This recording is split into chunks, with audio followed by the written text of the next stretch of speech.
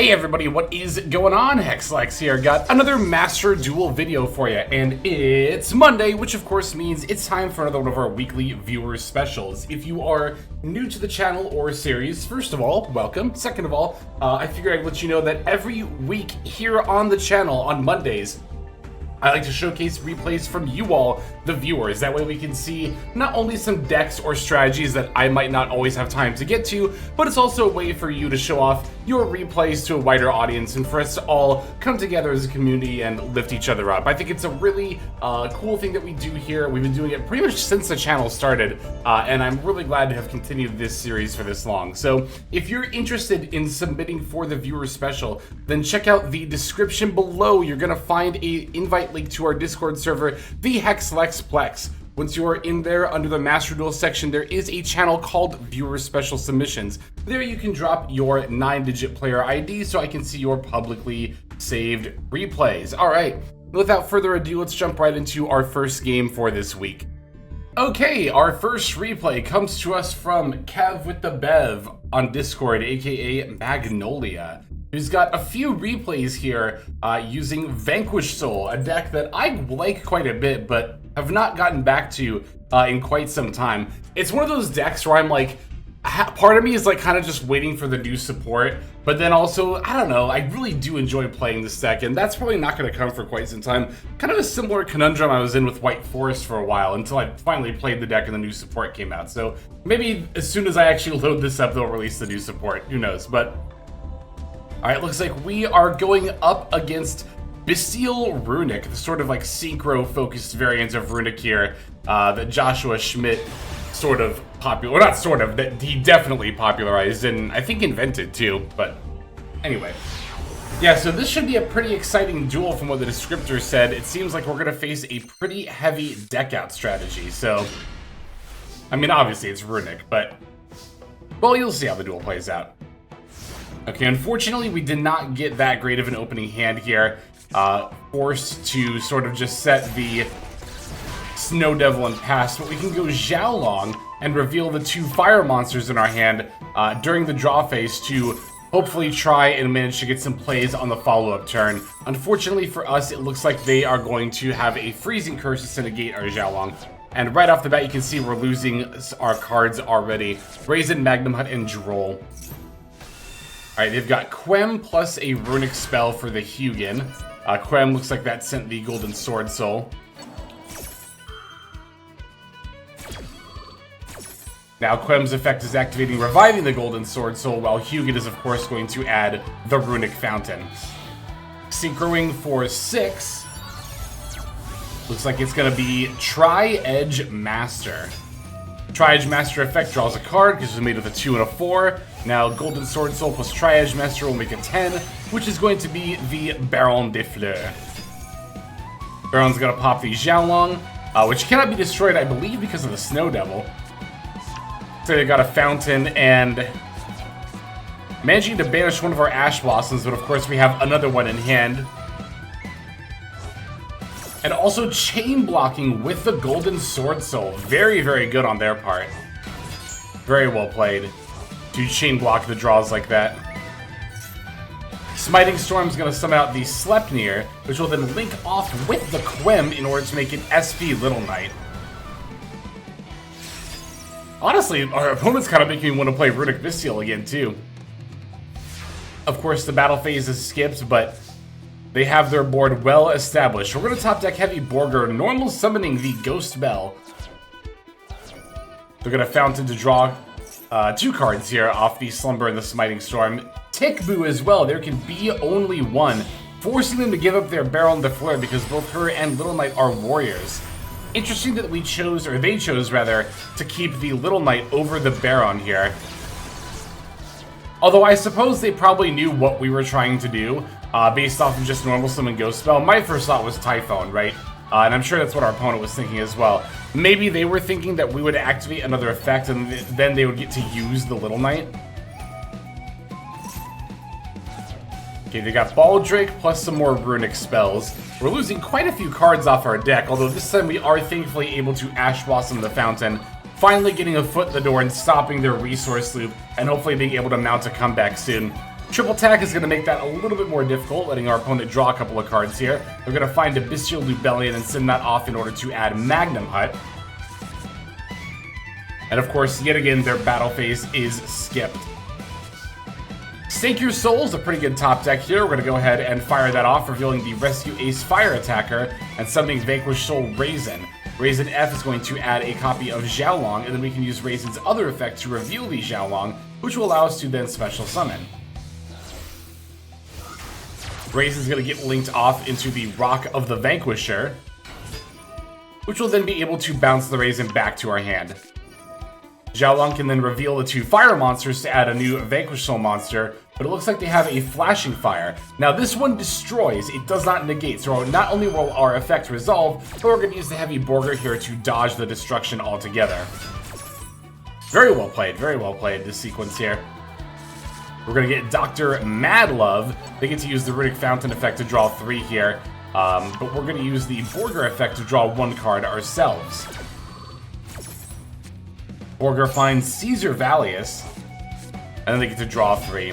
Normal summon Madlove, Caesar Valius targeting the Borger. They're going to chain Runick Tip, but they've already used Flashing Fire. I mean, even if they found it, yeah, they wouldn't be able to activate it in the same chain link. They're going to grab a Freezing Curses here. Now Dr. Madlove's going to... oh, just drop the attack points, I see. Golden Droplet forces us to draw yet more cards here. We're down to 11 cards left in our deck. They're going to go Normal Summon Fuelos. We're chaining Raisin. They're going to go Dispelling. We're going to activate Raisin to pop the Fuelos. And then we get to use Caesar Valius to reveal all 3 attributes and pop another card as well. Chaining Freezing Curses on the Valius. Okay. Yeah, this is like my favorite kind of control mirror, right? Because like for me, when it's like back row decks, I mean, I don't know, lab mirrors are still really interesting, don't get me wrong, but I'm the kind of player where I still like seeing a bunch of big monsters hit the board. So for me, this is like my favorite kind of control mirror to watch. Just watching 2 of these monster-based control decks go at it. And honestly, I think our ability to maintain a resource loop in the wake of them drawing 2 to 3 cards off Fountain every single turn has been very, very impressive. Use the Smiting Storm. Gonna chain Madlove. Darken Earth is to bounce, right? Yep, and then we're gonna use Borger to summon.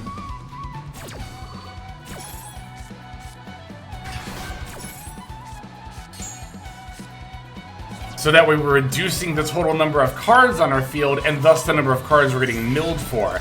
Wow, that was crucial, as that left us with exactly 1 card left in our deck. Otherwise, we would have lost the duel. Now, we do have to win the duel on this turn, but... yeah, Smiting Storm just doesn't matter. The Runick spells milling stuff just doesn't matter anymore. Of course, they're summoning here, but...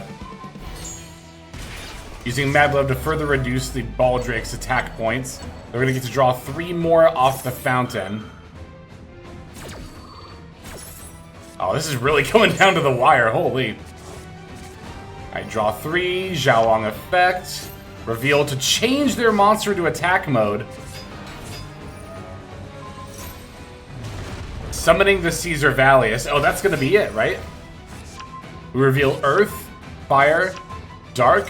Get rid of their Fountain before swinging in for lethal. That was awesome. That was awesome. That was so cool. Again, that is like the exact kind of control mirror I love to watch. That was very well played and just a very, very interesting back and forth duel. A very uphill battle too. Oh, great stuff. Thank you very much, Magnolia, for that submission. Let's go ahead and take a look at the next one here. Alright, our next game comes to us from Dragon Song, aka Learning New Deck over here on Master Duel. And it looks like the deck that we are learning is going to be Mitsurugi Vendread. Yeah, so Mitsurugi being a ritual archetype does lend itself to being blended with other ritual archetypes. And Vendread is a very, very interesting option. I'm not like super familiar with Vendread, so I'm very eager to watch this duel and potentially learn a little bit more about it. We're also rocking a playset of Delta of Invitation. It's really easy to forget this card came out relatively recently, but it came out a couple of months ago, and this was a huge, actually I think it was a few months ago now, it was a huge buff to zombie decks, you know, like Vendread here. So, alright, and then looks like our opponent is going to be on Dinos, a pretty standard looking Dinosaur deck here.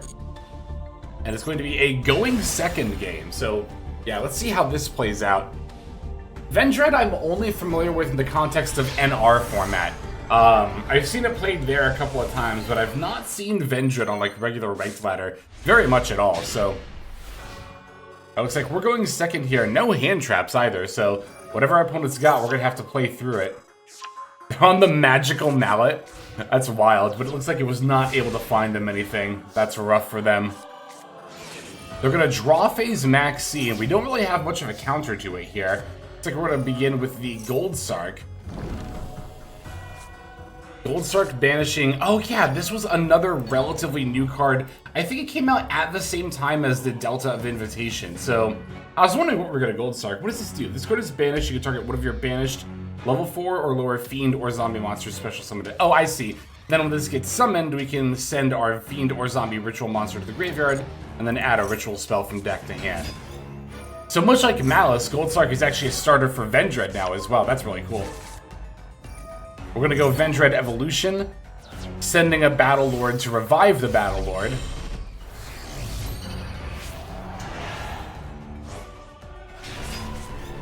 To banish one Vendread card from your graveyard, declare a type. Your opponent cannot activate the type of card for the rest of the turn. So by calling monster cards, we've now cut them off from all of the hand traps pretty much except for like Imperm and the Dominus cards, right? Oh, and then we're able to, hold on a second. So that's how they... You can add one ritual monster from your deck to your hand, and if you do, send one Vendread monster from your deck to the graveyard. I was wondering if there was a way where these specifically linked up, these two archetypes, and it looks like this effect of Battle Lord is one such place. That's really cool. That is really cool. You know, aside from natural synergy, like being, you know, both decks being able to utilize pre-prep and stuff like that, and, you know, Dynamundo being good for both decks, it looks like these two ritual archetypes do have some natural synergy with one another as well. Or I guess really it's more Vendread can lend itself to be played with like any other ritual deck. Yeah, we definitely don't care about playing into our opponent's Maxi like at all anymore, since we use the Vendread Battle Lord effect. Again, they cannot use monster effects for the rest of our turn, so... We're going to do a Fiendsmith line, sequence for Desiree. This is going to be, yep, Ognum Day. I need to include Ognum Day in more of my Fiendsmith decks. There are a couple of Fiendsmith decks like Mitsurugi I've played where I have the room in the extra deck. I just always forget that Ognum Day is a thing. Alright, now that we've established the Desiree, oh, that's really smart because now... So, as I said before, our opponent can't use monster effects, meaning the only hand traps that'll really be effective against us are like Imperms or maybe the Dominus cards. But what those cards all have in common, unlike a lot of monster hand traps which go directly from the hand to the graveyard, the trap hand traps actually need to be activated on the field. So by summoning Desiree before we do Mitsurugi stuff, we're actually getting ourselves in a spot where even if they do have an Imperm or something else, we can use the Desiree to negate it. Very, very smart. Very, very smart to play it that way. So in this case, we're taking the Maxi challenge to its fullest, but like, we're not even incurring any risk in doing so. And in fact, I wonder if we can even summon enough to get our opponent to deck out. They're halfway through their deck already. And we're like mid-Mitsurugi line right now. I don't know how much more Vendread stuff we can do based on what we have here. I see we have the Ravenous and the Origin.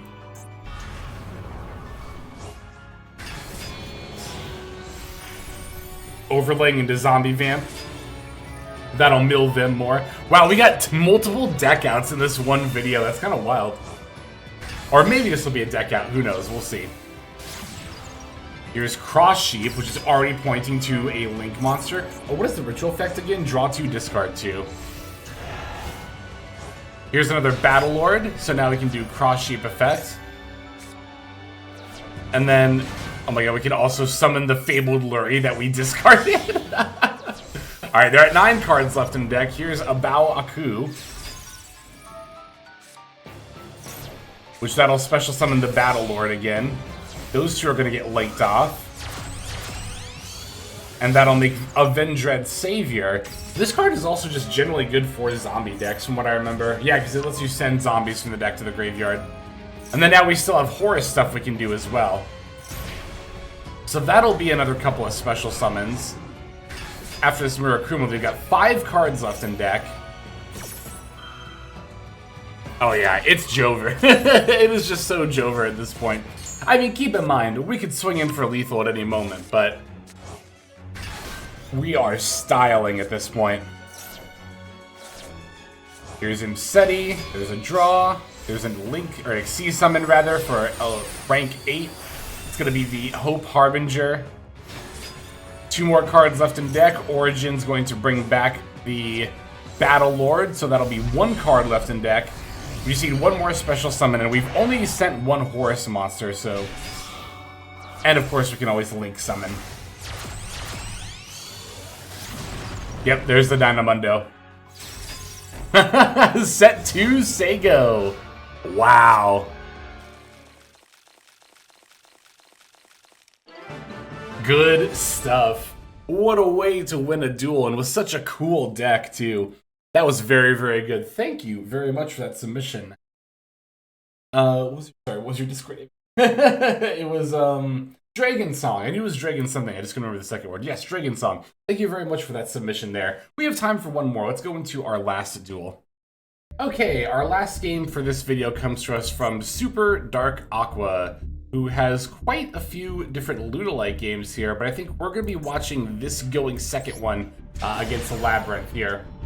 I'm always eager to watch going second Lunalite games, because I've been trying to practice with the deck a little bit more myself lately, and I'm really, like, I feel like I know the general flow of the lines, at least decently, so I'm really eager to see how other people play through, like, Disruption, right? And going second against the Lab, there's probably going to be quite a bit we're going to have to play through here. So they're going to lead with Arius at Trap Trick for Needlebug Nest. Needlebug Nest is going to get flipped up, and that's going to mill 5. Including, I see a rollback, and I see the backjack in there, as well as Caldo. So it's one of those, like, not like Paleo, but a mill-focused Labyrinth deck. Leading off with the Fulos, because why not? Makes sense.